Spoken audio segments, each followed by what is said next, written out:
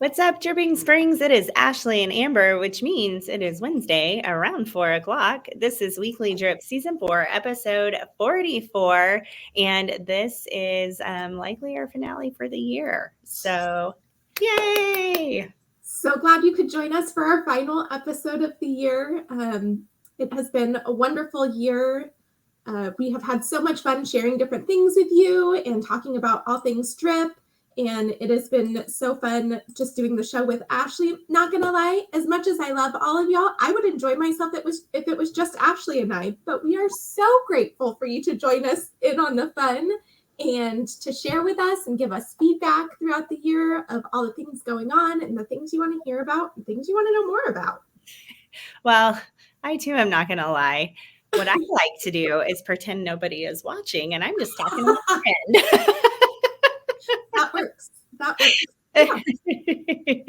Man, Merry Christmas. Happy New Year. Merry Christmas. I feel like it's been forever since I've seen you, and it's not been that long. But I know. Absence makes the heart grow fonder. Love you. So I think today we're going to jam on New Year's Eve traditions, and we can jam on Christmas traditions too. But I was kind of like ruminating on that. And of course, we're going to talk about a few things happening around Dripping Springs so you can get your New Year's plans in lock. But I'm curious, are you a believer in eating like the certain foods on New Year's Day?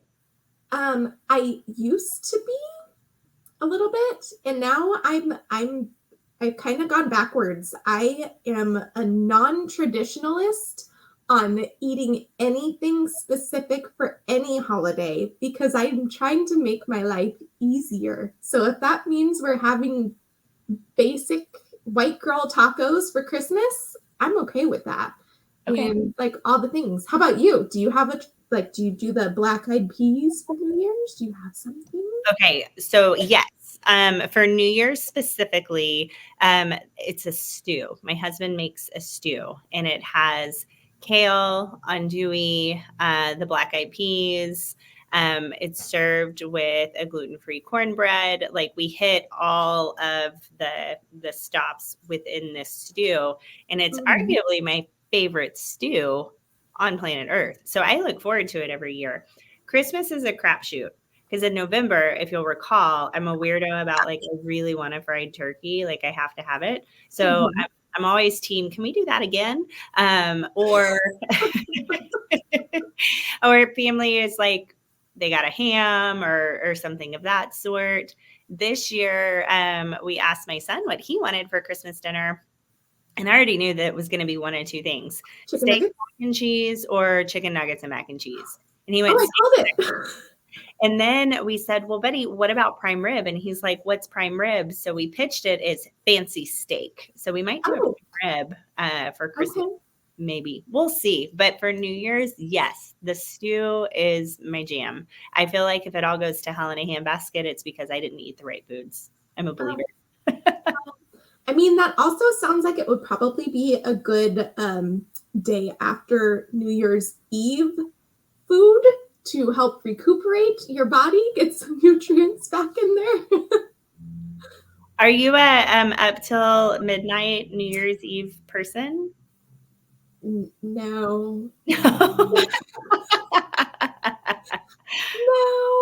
I could potentially be swayed into doing it again, but it's been a while. Dare I say, I feel like I'm too old for that. Oh, okay. Tell me you're almost 40 without telling me you're almost 40. I'm pretty content in bed by like 10 o'clock, and it would probably be earlier if my son went to bed earlier. Gotcha.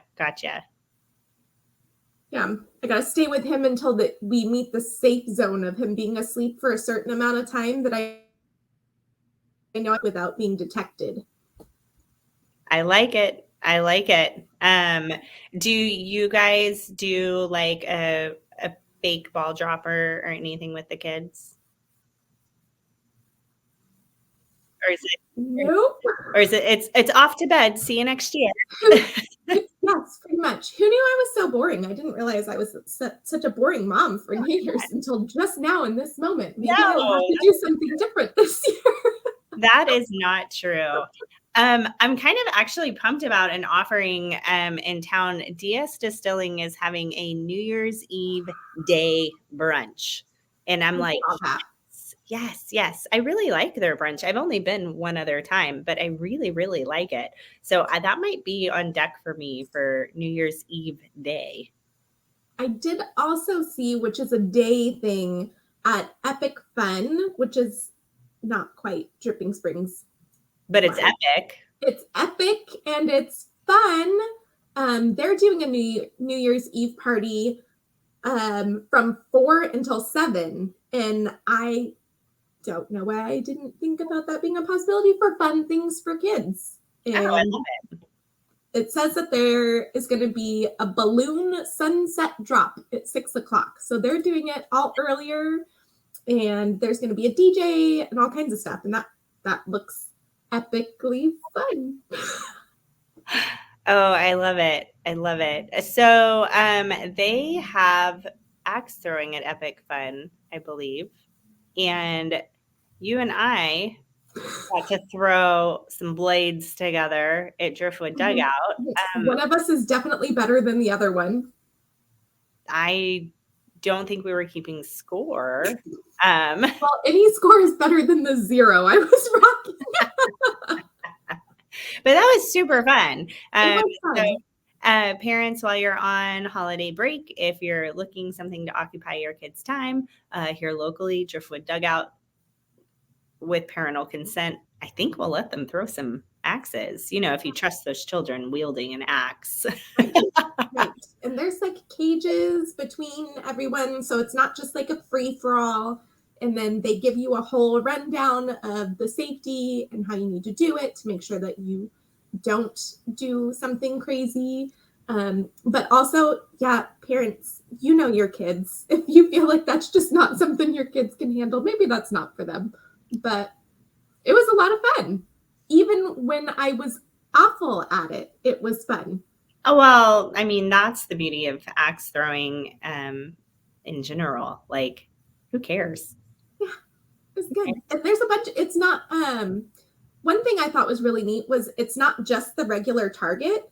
You can choose different games. So they had one where you're like throwing the axe at zombies, and they had one where you're like throwing the axe at a Christmas tree and like hitting the ornaments and the presents. And that one was pretty fun, except for when I did actually make it, I hit one that was negative points, which I feel like is incredibly unfair. I completely agree. I think that is super duper unfortunate. I'm looking down at my phone because I wanted to share a few details about another event, and I didn't want to screw it up. Yeah. Suds Monkey is doing a ball drop at 6 on New Year's Eve.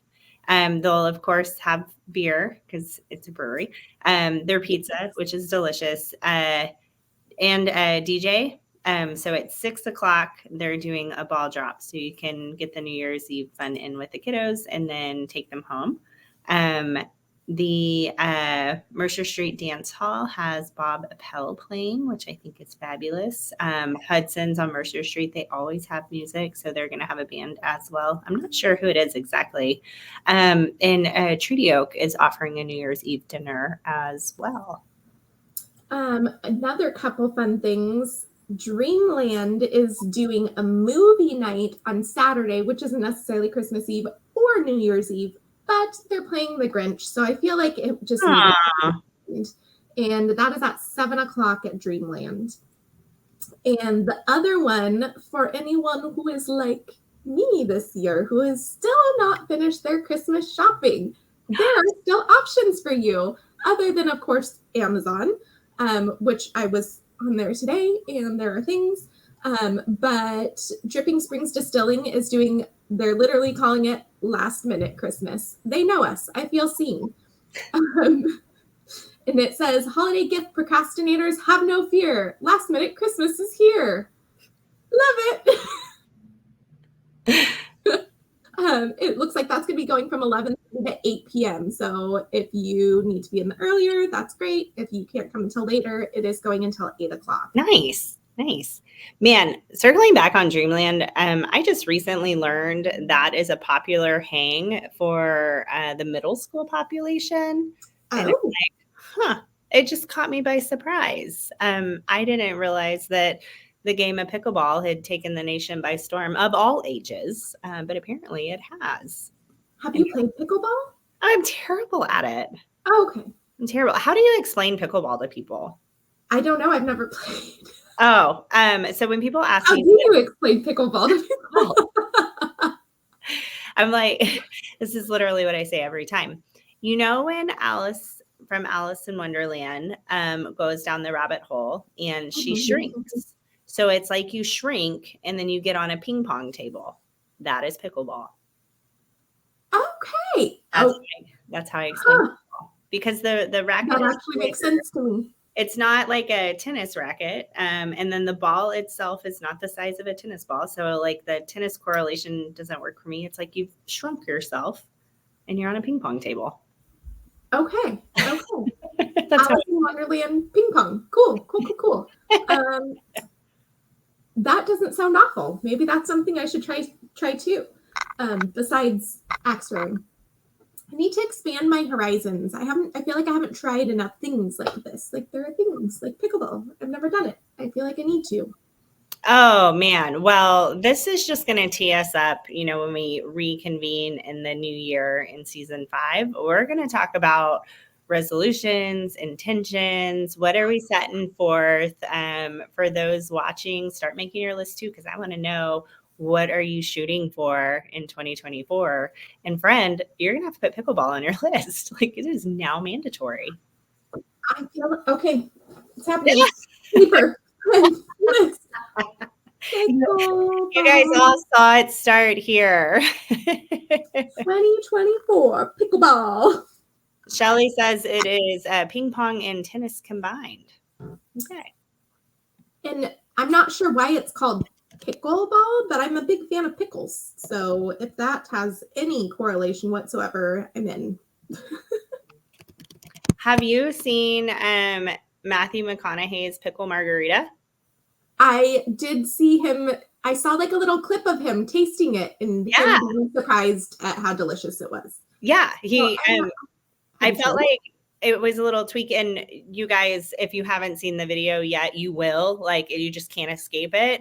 So you dump out almost all the pickle juice. You refill the jar with tequila. I guess it's Matthew McConaughey's brand, I'm assuming. I think so. And then you add lime. I think they did a little tahini in there.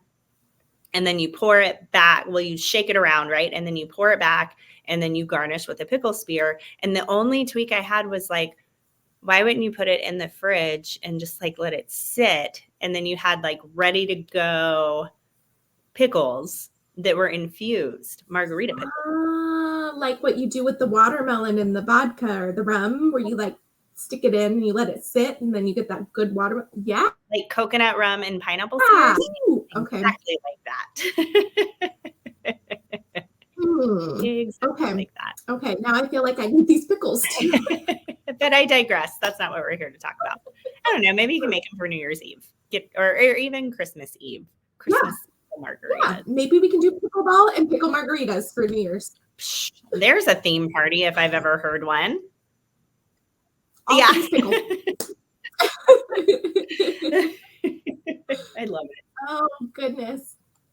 Well, I think that was everything that I had. Short and sweet this week.